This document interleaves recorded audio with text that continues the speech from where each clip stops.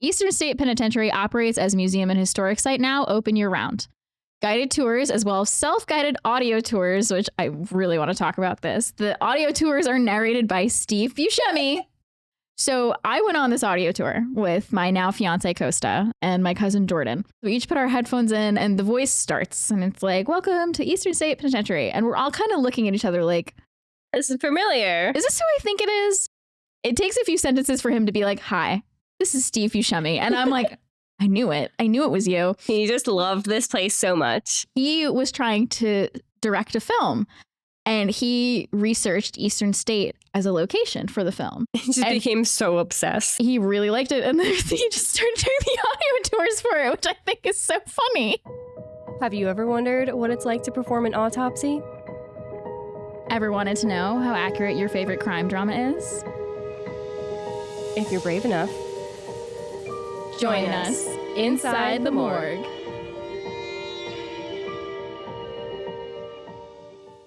Hey everyone, and welcome to a special mini episode of Dark Tourism on Inside the Morgue. You guys loved this last time when Alice did it, so we wanted to bring it back this time, but with a little more spookiness. So we're your hosts, Jess and Alice, and this episode is all about Eastern State Penitentiary in Philadelphia. Yep. So Eastern State is a former American prison in Philadelphia, Pennsylvania. It was operational from 1829 to 1971, and it refined the revolutionary system of separate incarceration, which emphasized principles of reform rather than punishment. And they're still really big on like prison reform. Yeah. They have a lot of infographics that are really cool at the prison. If you go you can do a tour. We're going to talk about that in a little bit. But they have a lot of infographics, and I think a lot of their like money that they make goes towards prison that, reform, yeah. Which is pretty cool. So notorious criminals like Al Capone and a bank robber named William Sutton were held there. I've never heard of him. I don't know who that man is. Al Capone, I know, and I did see his cell. Yeah, I've seen that. I'm sure I've seen Willie Sutton's cell. I just don't know I'm so sorry to you, sir, but I do not know you as well as I know. Beyond the grave. I'm sorry. So sorry. I'm more familiar with Al Capone. The building was the largest and most expensive public structure built in the U.S., and it quickly became a model for more than 300 prisons worldwide.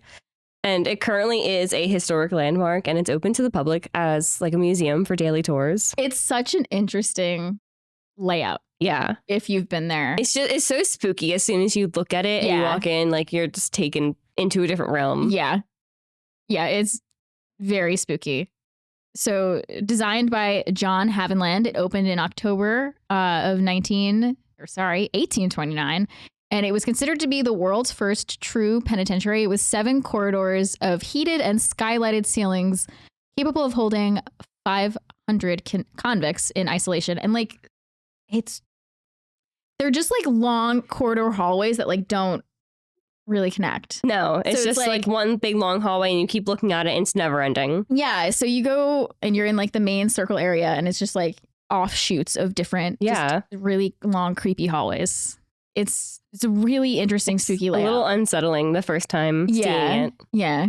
And I haven't been, but they do Halloween stuff there, haunted house stuff. We get into that more. Yeah. And I've never been for that. But fun fact, I do not like haunted houses. I don't know if I've mentioned that on this podcast. I love spooky stuff. I love doing spooky. I've never been to a haunted house. Okay, well now I'm going to have to go with you.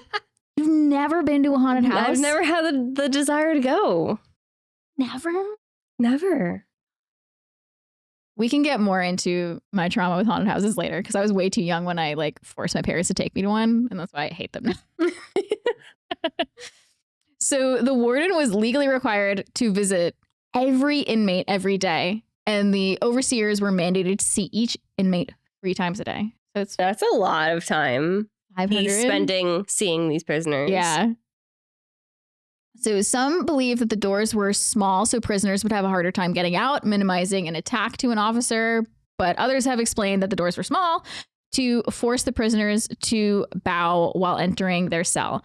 This design is related to penance and ties to religious inspiration of the prison. Oh, is really interesting. Mm-hmm. Interesting. The cells were made of concrete with a single skylight representing the eye of God, suggesting that the prisoners that God was always watching them. I got some really spooky pictures while I was there. And there's one picture I have, if I can, oh shoot, I don't know if I still have it. It was on my old phone. I'll have to try and find it. There was just one cell with like just one spooky chair in the middle of the room. And then there was just like light coming in from the skylight, but no other light in the room. I hate that. It was really horrible. It reminded me of American Horror Story season 2. The opening in Asylum, when this isn't an asylum, it's a penitentiary. That they're very different. But in the opening of that show, I think it's Adam Levine and Jenna Dewan are playing a couple that's on their honeymoon and they're visiting haunted places. Let's go. Yeah, they're crazy in the abandoned asylum in haunted places, and it reminded me of like one of those rooms. That they're walking through in that scene. It was really creepy. So, cell accommodations were advanced for their time, including a faucet with running water over a flush toilet, as well as curved pipes along part of the wall, which served as central heating during the winter months, where hot water would run through the pipes to keep the cells reasonably heated. And toilets were remotely flushed twice a week by the guards of the cell block. They're prisoners. They're not supposed to have nice living conditions. They can't flush, though? They can't flush themselves. The guards had to flush it for them. Twice a week. Hold it. I hate that. I hate that.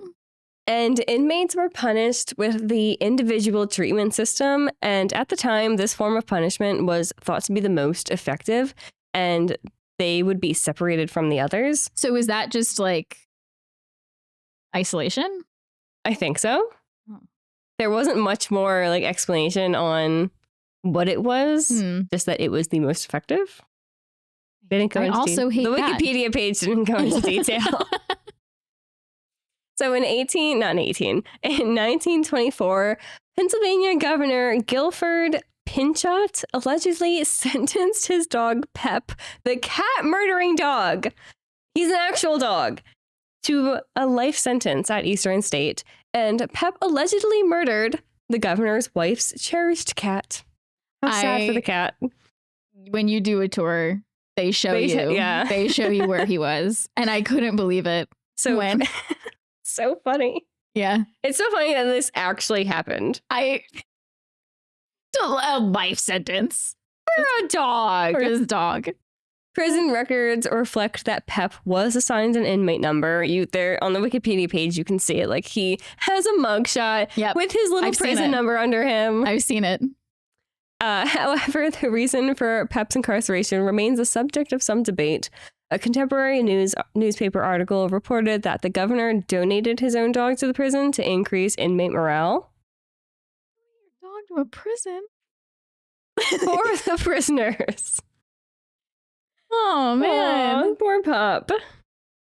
So on April 3rd, 1945, a major escape was carried out by 12 inmates, including the infamous Willie Sutton. Good old Willie. Classic Willie, who I've never heard of. Classic Willie. People are going to comment and be like, how do you not know Willie Sutton? He's the most famous criminal. I'm going to Google him. Look him up real quick. Let me know.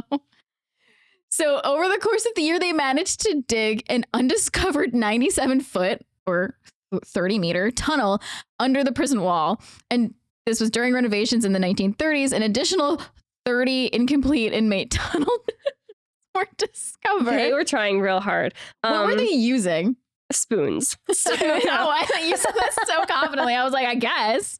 But apparently Willie Sutton, he had a 40-year bank robbery career, and he stole an estimate of $2 million. And he eventually just spent the rest of his adult life in prison, and he escaped 3 times. Oh, was this his first one? I don't know. Damn. All right, I'm kind of impressed with him now. Well, he got caught 3 times too then, though.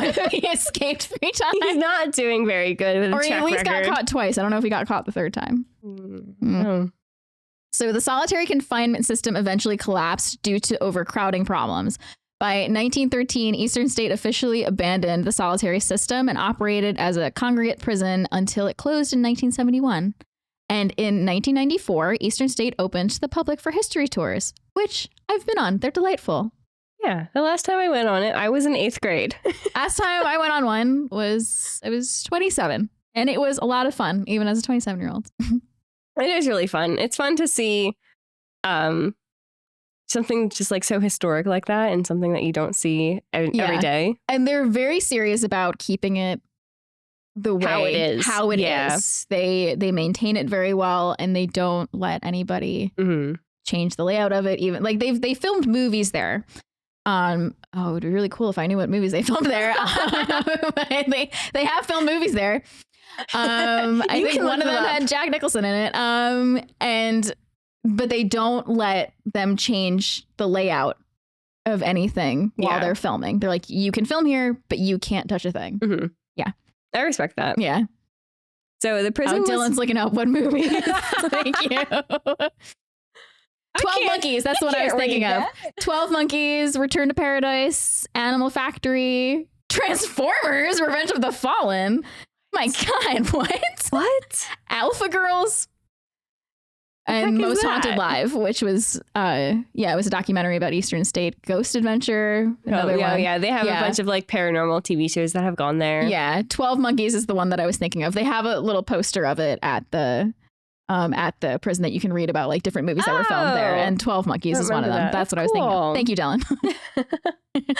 So the prison was one of the largest public works projects of the early republic and was a tourist destination in the 19th century. Notable visitors included Charles Dickens and also Willie Sutton and Al Capone, which we've mentioned in 1929. Were they visitors or inmates, though? They weren't visiting. For a really long period of time. They were incarcerated. Notable inmates. Sorry, I misread that as notable visitor. I was like, they were just an extended visit. They were inmates. Sorry.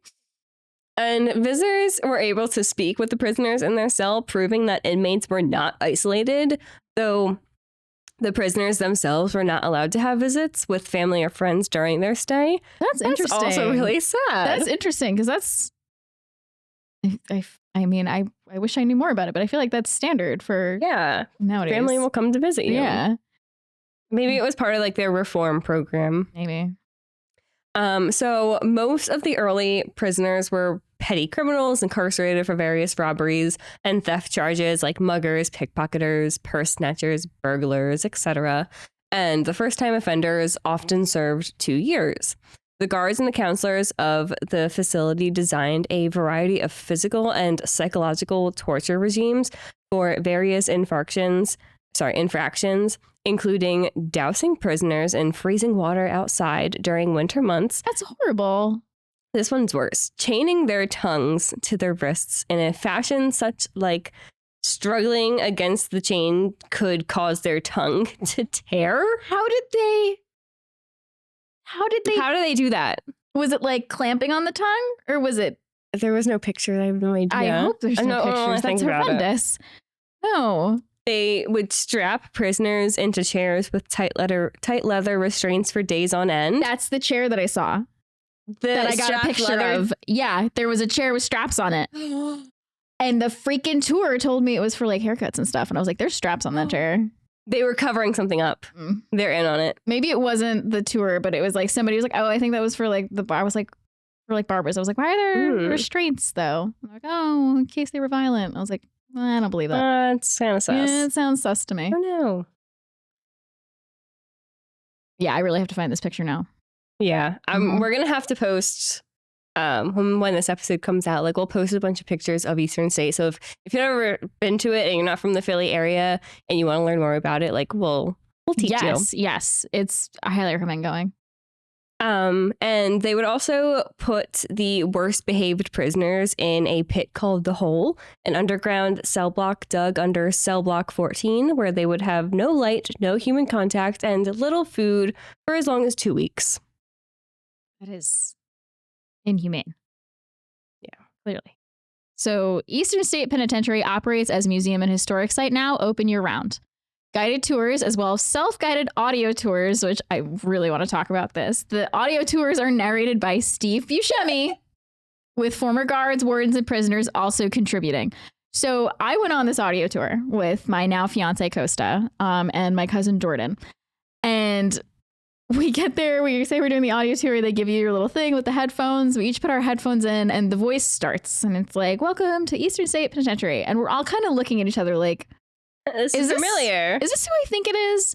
But Steve Buscemi, as far as I know, doesn't have ties to Philly. He's like famously a New York guy. He was in the fire department, New York. So I was like, he's not from Philly. Like, why? Mm-hmm. Why Steve Buscemi? And then it takes a few sentences for him to be like, hi, this is Steve Buscemi. And I'm like, I knew it. I knew it was you. He just loved this place so much. He explains that in 1999, he was trying to direct a film and he researched Eastern State as a location for the film. But I don't think he ended up filming there because he wanted to move things around. Like he visited and the layout wasn't what he envisioned for his film. And they told him like, you're not allowed to change anything. And he became intrigued with like the layout and the history of it all. He just became so obsessed. He just became intrigued with it. And he really liked it. And then he just started doing the audio tours for it, which I think is so funny. I'm just picturing him going up to whoever's in charge to be like, hey, I love you. I love your work. Let me do this for you. I was baffled. It's so fun. Highly recommend having Steve Buscemi guide you through Eastern State. So visitors are allowed to walk into several specialty marked solitary confinement cells. Most of them remain off limits and are filled with the original rubble and debris from years of neglect, which is true. Mm-hmm. I really have to find this photo that I keep talking about because there is like rubble behind it. It's such a spooky photo. And the city skyline of Philadelphia is visible from the prison's courtyard, which was the original baseball backstop and which originally had a baseball backstop and chain link fence atop of the outer prison wall in an attempt to keep home runs in grounds. Oh, that'd be so sad if you're like playing baseball in prison and then you lose your one ball. You had one ball. One ball. One job. So in addition, Eastern State holds many special events throughout the year. Each July, there is a Bastille Day celebration, complete with comedic reinterpretations of the storming of the Bastille. What? They do this, legit. I didn't know it's that. In the Wikipedia page.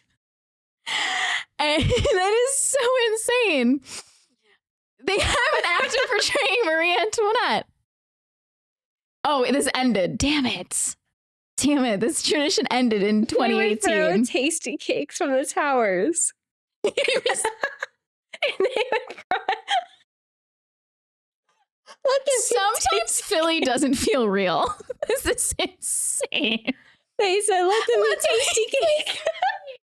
That is... We're going to have to find pictures of this to post too, because it ended in 2018. I'm surprised it lasted that long, but that is... Philly does this. Philly. That's what Philly's known for. Oh my gosh. So the museum attracts around 220,000 visitors each year. Religious murals in the prison chaplain's office, painted in 1955 by inmate Lester Smith, still remain there, despite some damage from exposure to sunlight. And the tour ends with an exhibit called Prisons Today, Questions in the Age of Mass Incarceration, which informs guests on the U.S. prison system today and its failings. This big like infographic thing is in the courtyard, and it's basically like a big bar graph, and it's just like in the middle of the courtyard. Like you can't miss it, and it's really cool. It's really interesting, and I think it's a cool thing that they're doing. Yeah, for sure. They also do Halloween Nights, which is formerly known as Terror Behind the Walls. It's an annual haunted house Halloween event run by Eastern State Penitentiary Historic Sites, Inc. And the first Halloween fundraiser took place on Halloween weekend in 1991. The early events took various forms, including short theatrical performances, a true tales of prison murder and violence, and in 1997, the event was rebranded as Terror Behind the Walls and became a high startle, low gore walkthrough haunted attraction. See, that's what I don't like. I want the startle. I don't like the startle. I want low startle. I want low startle, high gore. I can handle gore. Startles, Give me more gore, the better. The last time I went to a haunted house was 2017, Costa had convinced me to go. Costa loves haunted houses. And that was the last time I went. And then the first time I had gone since I was like 7 was when Costa and I first started dating, because he really, really liked haunted houses and I was trying not to be a chicken because I really liked this guy. I bailed out of like the first one. I did like the emergency exit one. We were with a group, so I didn't like leave Costa alone. I didn't just like abandon him in the haunted house. But yeah, I was braver the second time we went, which was like fully, it was like 3.5 years later. Dom does not like haunted houses either. He's like his fight or flight instinct is to fight. So like he told me the story, like I think it was like the one, or maybe it was the second time he'd gone. Somebody scared him and like he jacked this guy up. Like, you're not supposed to touch the actors. Yeah. And he like had it back up and he's like, bro, I'm so sorry. Can I just say, Dom and Jess do taekwondo. So like this isn't like, oh, he like slapped him. Like, my instinct is to freeze and do anything else. Yeah. But yeah, no, I would not want to be hit by Dom if I were a scare actor. Definitely not. In 2001, it was broken up into 3 separate, smaller haunted attractions, including a 3D haunted house. Aren't all haunted houses 3D?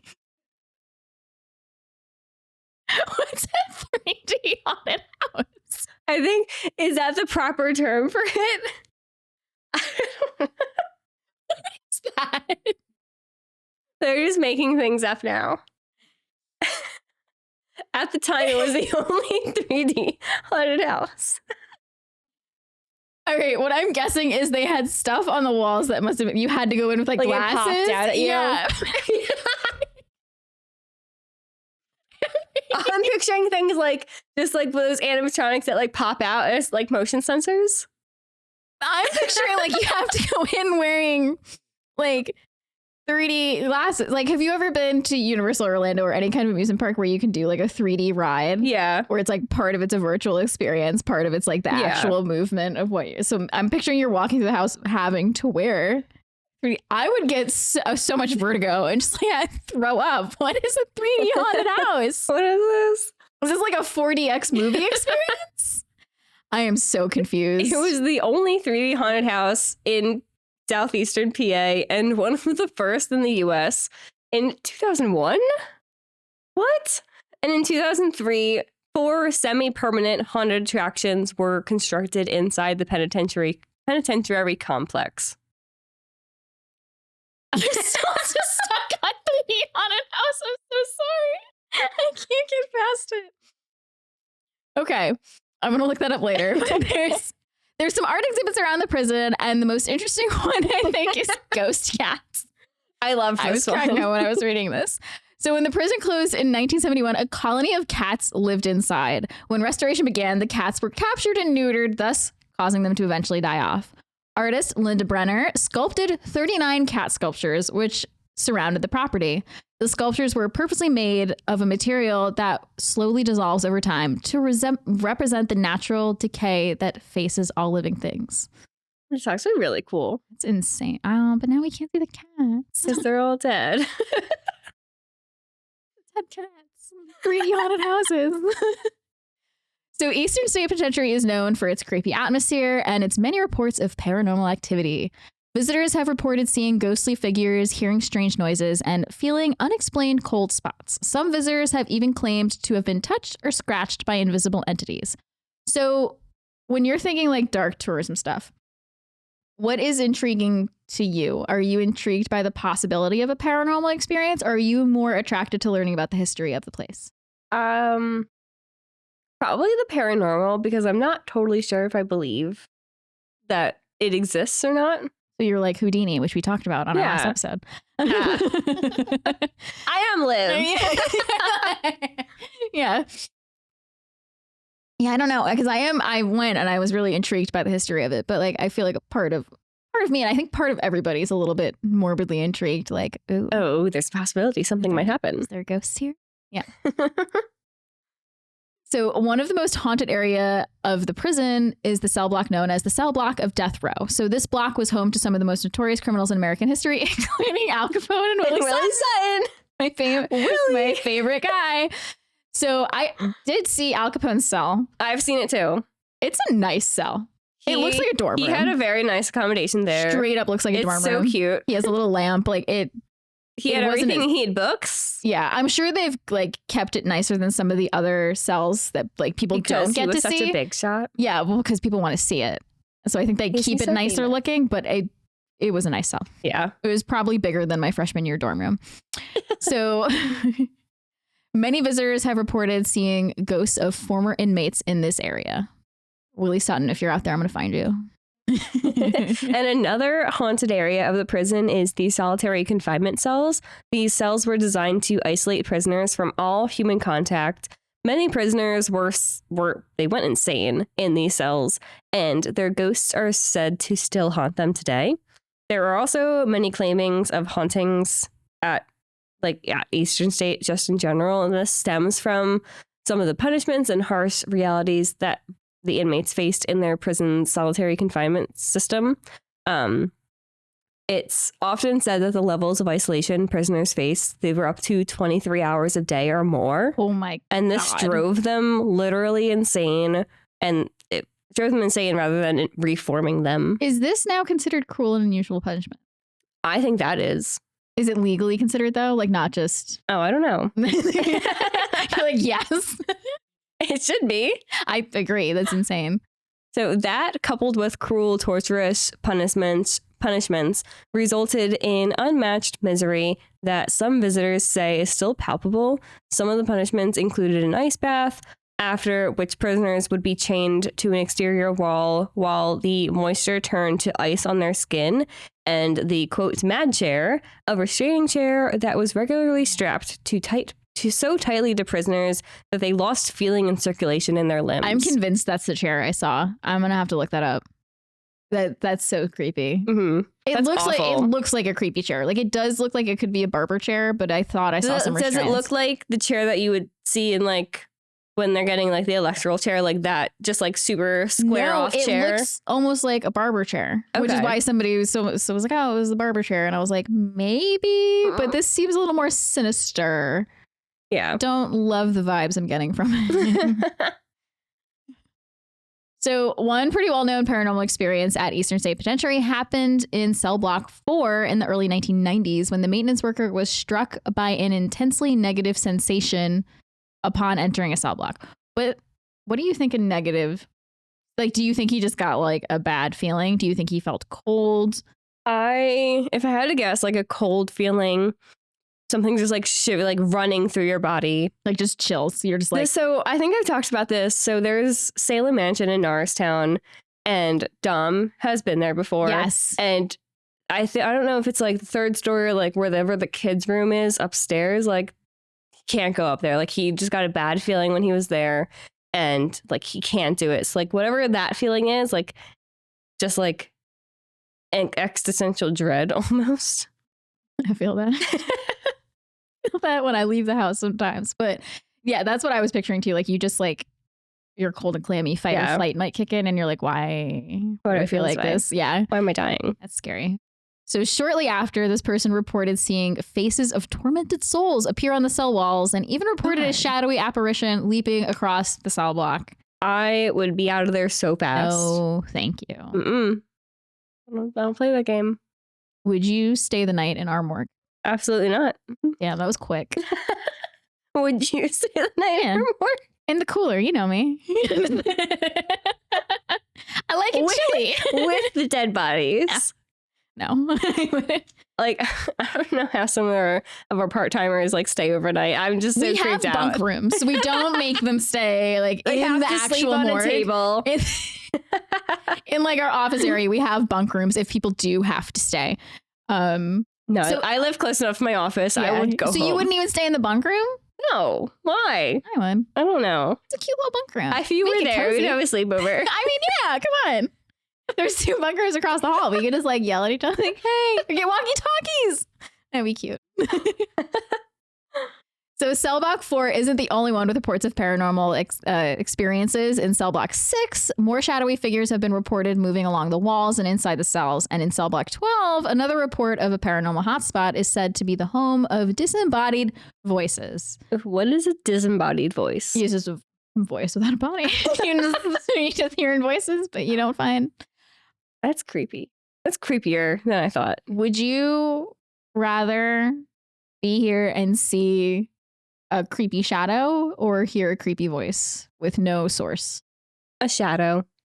You? I think a shadow, because I'd be able to explain that away easier. You're like, oh, my eyes are playing tricks so I was on like, me. oh, if I heard a voice, people would be like, what meds did you just take? If I heard a voice, I would either think A, ghosts, or B, I am losing my mind. Mhm. I need to I've gone change psychotic. my meds. Yeah. Up this dose. Up this dose, please. Voices in cell block 12 are said to be so loud that they can echo through the long stone corridors in the prison, and oftentimes the voices from cell block 12 are allegedly accompanied by loud crackling laughter.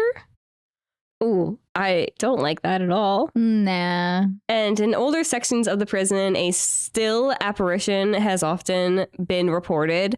This figure is notorious for standing completely still down long hallways. That's so not scary. moving until approached by witnesses, and then often Just runs staring off and disappears. No. I don't like that. I hate that. I hate it, but I love it because I love scary movies. But like when someone or something in a scary movie is just like in the distance being perfectly still, and then suddenly they move really quick, and I'm just, no, I hate it. That's your biggest fear. No, that's still being buried alive. But if right before somebody was like this at me and then ran at me and then buried me alive, worst fear. And No thanks. and a similar dark, shadowy entity has often been seen outside standing at the top of one of the guard towers. I hope it's just some dude who's just trolling everybody. He's It's like just bored. some dude in Philly. He's homeless. He's just chilling. He's just chilling. I found an answer for 3D haunted houses. Really? What is it? So according to the AI overview on Google, a 3D haunted house is a haunted house that uses special glasses or other techniques to create a sense of depth and disorientation. So I don't really want to be throw up. disoriented if I go to a haunted house. I would throw up. Like certain 3D movies I have issues with because like they throw me off and I get nauseous. So that's not for me. I just hate haunted houses in general. So I feel like this would just make it way worse. Like what top on my list of things not to do. can you do to make this worse for you? Exactly that. So that is the end of this episode, and we hope you like it. And be sure to follow us on Instagram at Inside The Morgue Pod and watch us on YUNKJunk's YouTube page. And we'll be back next week for a brand new dissection. And yeah, bye. Bye. YUNKJunk!